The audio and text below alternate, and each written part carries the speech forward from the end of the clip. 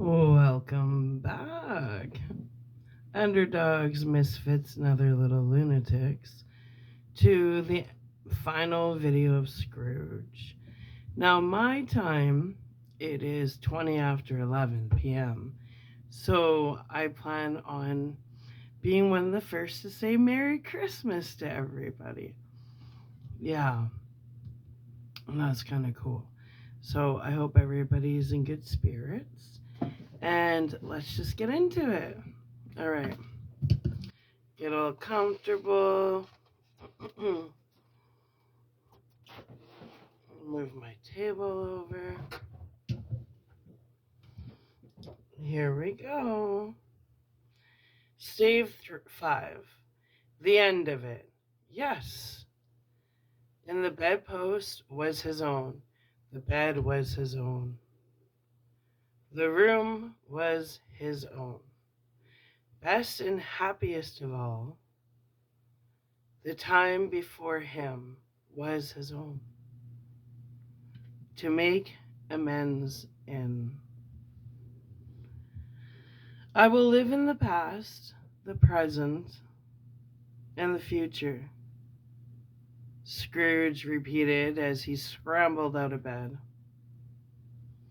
The spirits of all three shall strive within me. O Jacob, Marley, heaven and the Christmas time he praised for this. I say it on my knees, old Jacob, on my knees.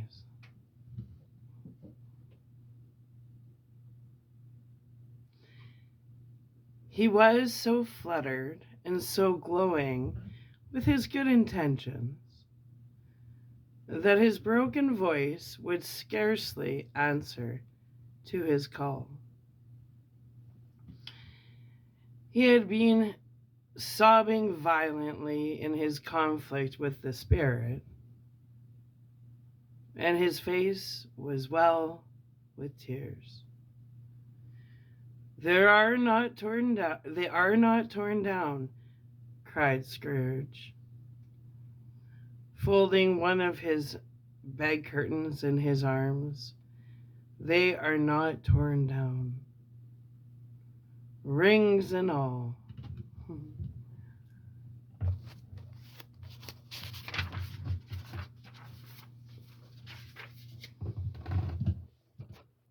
They are here. I am here. The shadows of the things that would be may be dispelled. They will be. I know they will be. My hands were busy with his garments all the time, turning them inside out, putting them on upside down, tearing them, mislaying them, making them parties for every kind of extravagance. I don't know what to do, cried Scrooge, laughing and crying in the same breath, and making a perfect Laocoon of himself with his stockings. I am as light as a feather. I am as happy as an angel. I am as merry as a schoolboy. I am as giddy as a drunken man. A Merry Christmas to everybody. A Happy New Year to all the world. Hello here. Whoop. Hello. We had frisked into the sitting room and was now standing there perfectly winded. There's the saucepan that the gruel was in, cried Scrooge, starting off again and going round the fireplace. There's a little door by which the ghost of Jacob, Marley, entered. Here's the corner where the ghost of Christmas present sat. There's the window where I saw the wandering spirits. It's all right. It's all true. It all happened. Really, for a man who had been out of practice for so many years. It was a splendid laugh, a most illustrious laugh, the father of a long, long line of brilliant laughs. I don't know what day of the month it is, said Scrooge. I don't know how long I have been among the spirits. I don't know anything. I'm quite a baby. Never mind. I don't care. I'd rather be a baby. Hello. Whoop. Hello. Here.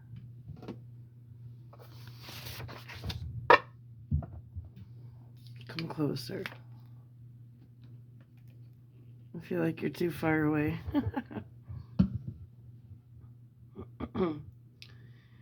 He was checked in his transports by the churches ringing out the lustiest peals he had ever heard.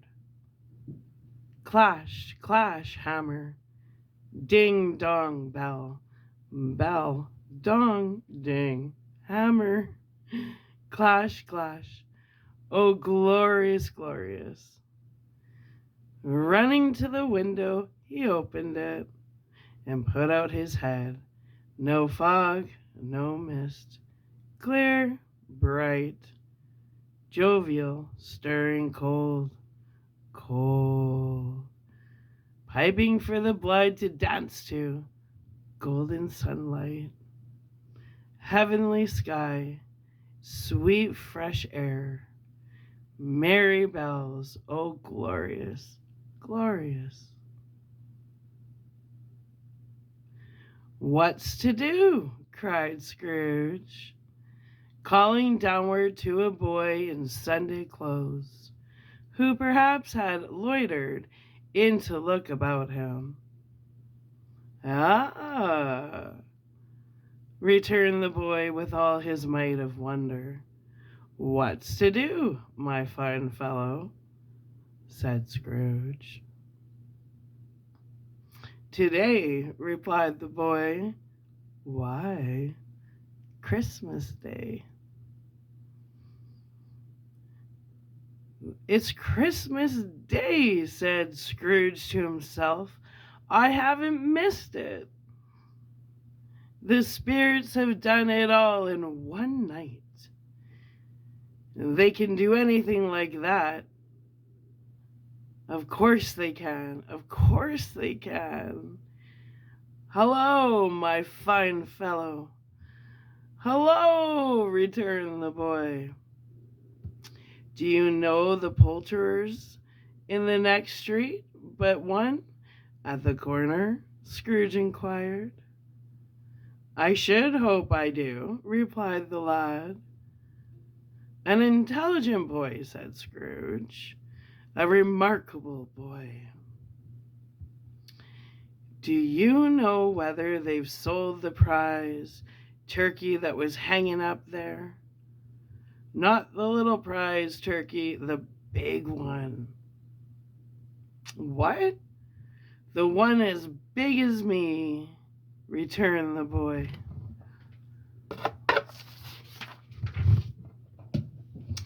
What a delightful boy, said Scrooge. It's a pleasure to talk to him. Yes, my buck. It's hanging there now, replied the boy. Is it? Said Scrooge. Go and buy it. Walker, exclaimed the boy. No, no, said Scrooge. I am in earnest. Go and buy it and tell him to bring it here, that I may give them the directions where to take it. Come back with the man, and I'll give you a shilling. Come back with him in less than 5 minutes, and I'll give you half a crown. The boy was off like a shot. He must have had a steady hand and a trigger who could have got a shot of half as fast. I'll send it to Bob Cratchit's, whispered Scrooge. rubbing his hands, as spitting with a laugh. He shan't know who sends it. It's twice the size of Tiny Tim. Joy Miller never made such a joke as sending it to Bob's will be. The hand in which he wrote the address was not a steady one, but write it he did, somehow, and went downstairs to open the street door, ready for the coming of the poulterer's man, as he stood there, waiting his arrival. The knocker caught his eye. "I shall love it as long as I live," cried Scrooge, patting it with his hand. "I scarcely ever looked at it before. What an honest expression it has in its face. It's a wonderful knocker. Here's the turkey. Hello, whoop. How are you? Merry Christmas."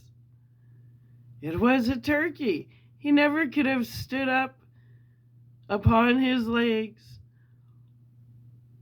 That bird, he would have snapped him short off in a minute, like sticks of sealing wax.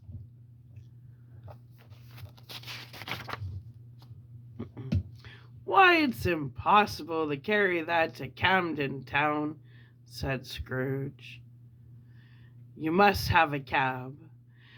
The chuckle with which he said this, and the chuckle with which he paid for the turkey, and the chuckle with which he paid for the cab, and the chuckle with which he recompensed the boy, were only to be exceeded by the chuckle with which he sat down, breathless, in his chair again, and chuckled till he cried. Shaving was not an easy task, for his hand continued to shake very much. And shaving requires attention, even when you don't dance while you're at it. But if he had cut the end of his nose off, he would have put a piece of sticking plaster over it and been quite satisfied. He dressed himself all in his best, and at last got out into the streets. The people were by this time pouring forth, and he had seen them with the ghost a Christmas present. And, walking with his hands behind him, Scrooge regarded every one with a delighted smile. He took so irresistibly pleasant to word that 3 or 4 good-humored fellows said, "Good morning, sir. A Merry Christmas to you." And Scrooge said often afterwards that, of all the blithe sounds he had ever heard, those were the blithest in his ears. He had not gone far from when, coming on towards him, he beheld the portly gentleman who had walked into his counting house the day before. He said, "Scrooge and Marley's, I believe." It sent a pang across his heart to think how this old gentleman would look upon him when they meet. But he knew what path lay straight before him, and he took it. "My dear sir," said Scrooge, quickening his pace, and taking the old gentleman by both his hands, "how do you do? I hope you succeeded yesterday. It was very kind of you. A Merry Christmas to you, sir. Mr. Scrooge." "Yes," said Scrooge, "this is my name, and I fear it may not be pleasant to you. Allow me to ask your pardon.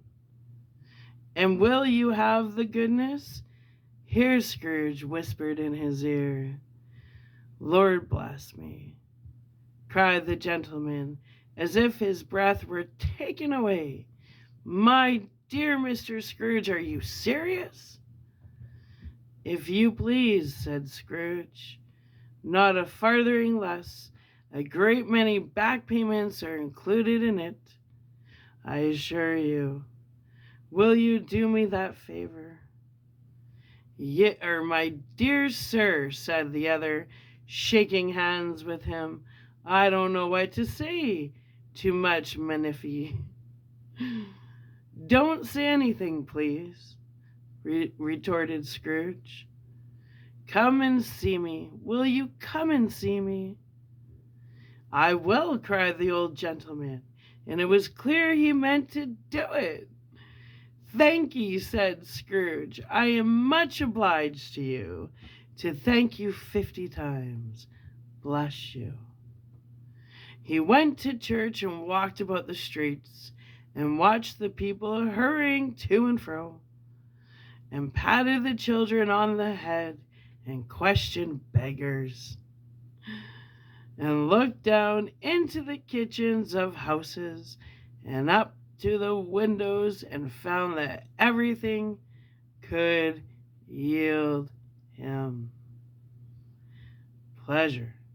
He had never dreamed that any walk, that anything could give him so much happiness. In this afternoon, he turned his steps towards his nephew's house.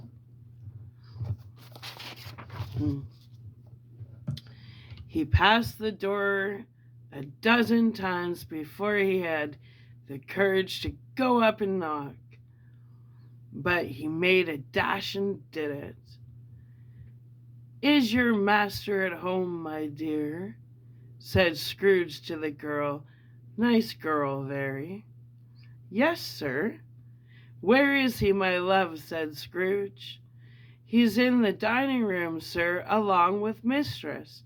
I'll show you upstairs, if you please." Thank ye.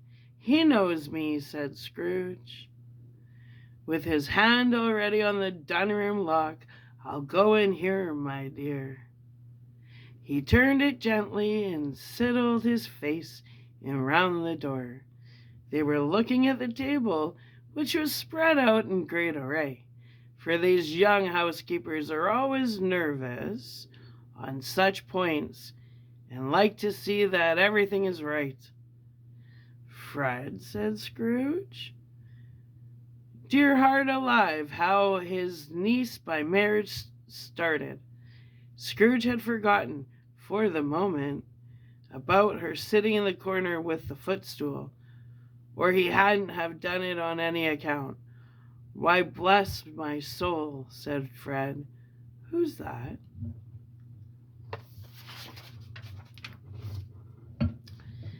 "It's I, your Uncle Scrooge." "I have come to dinner. Will you let me in, Fred?" "Yes, I, your Uncle Scrooge, I have come to dinner. Will you let me in, Fred? Let me in. It is a mercy he didn't shake his arm off. He was at home in 5 minutes. Nothing could be heartier. His niece looked just the same. So did Topper when he came. So did the plump sister when she came. So did everyone when they came. Wonderful party. Wonderful games. Wonderful anonymity. Wonderful happiness." But he was early at the office next morning. Oh, he was early there. If he could only be there first and catch Bob Cratchit coming late. That was the thing he had set his heart upon. And he did it. Yes, he did it. The clock struck 9. No, Bob. 1/4 past. No, Bob. He was full 18 minutes and a half behind his time. Scrooge sat with his door wide open, that he might see him come into the tank. His hat was off before he opened the door. his comforter too. He was on his stool in a jiffy, driving away with his pen, as if he were trying to overtake 9 o'clock. "Hello," growled Scrooge, in his accustomed voice as near as he could foreign it. "How do you mean by coming here at this time of day?" "I am very sorry, sir," said Bob. "I am behind my time." "You are?" repeated Scrooge. "Yes, I think you are. Step this way, sir, if you please." "It is only once a year, sir," pleaded Bob, appearing from the tank. "It shall not be repeated. I was making rather merry yesterday, sir." "Now, I'll tell you what, my friend," said Scrooge. "I am not going to stand this sort of thing any longer. And therefore," he continued, leaping from his stool and giving Bob such a dig in the waistcoat that he staggered back into the tank again, "and therefore I'm about to raise your salary." Bob trembled and got a little nearer to the ruler. He had a momentary idea of knocking a little nearer to the ruler. He had a momentary idea of knocking Scrooge down with it, holding him and calling to the people in the court for help and strait waistcoat. "A Merry Christmas, Bob," said Scrooge, with an earnestness that could not be mistaken, as he clapped him on the back. "A merrier Christmas, Bob, my good fellow, than I have given you for many a year. I'll raise your salary and endeavor to assist your struggling family. And we will discuss your affairs this very afternoon over a Christmas bowl of smoking bishop, Bob. Make up the fires and buy another coal scuttle before you dot any I, Bob Cratchit."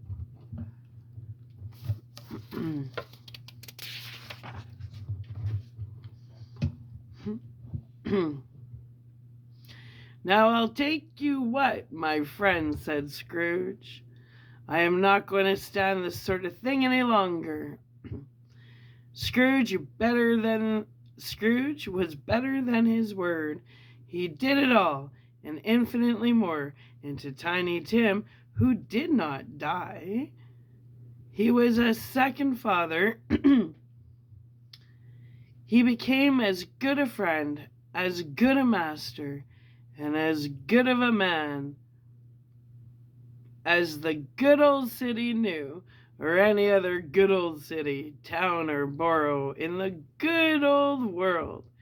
Some people laughed to see the alteration in him, but he let them laugh, and little heeded them, for he was wise enough to know that nothing ever happened on this globe for good, at which some people did not have their fill of laughter in the outset, and knowing that such as these would be blind anyway, he thought it quite as well that they should wrinkle up their eyes in grins as have the malady in less attractive forms.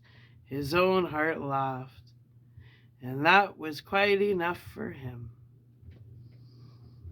He had no further intercourse with spirits, I hope not, but lived upon the total abstinence principle ever afterwards, and it was always said of him that he knew how to keep Christmas well. If any man alive possess the knowledge, may that be truly said of us, and all of us, and so, as Tiny Tim observed, God bless you, everyone.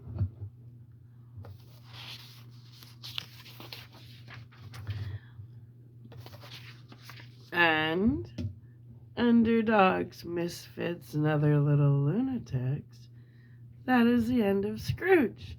As we're rolling into midnight my time, I like to be the first to wish you a very, very Merry Christmas. And thank you for spending time with me. I hope you're enjoying the stories. And, well, I have another classic coming right away. So, yeah. It's a short one, but it's a classic. I would say 95% of the population know this movie, but I've never read the book, so I'm excited, and I hope you are too. Yeah. Anyway, I wish you all a very, very Merry Christmas. We're pretty excited for our Christmas festivities tomorrow, but I have a feeling, because I like to do this early, late night, early morning, I might get into the second book tomorrow. Well, later today or tomorrow. We'll see. Anyway, I wish everybody a very Merry Christmas.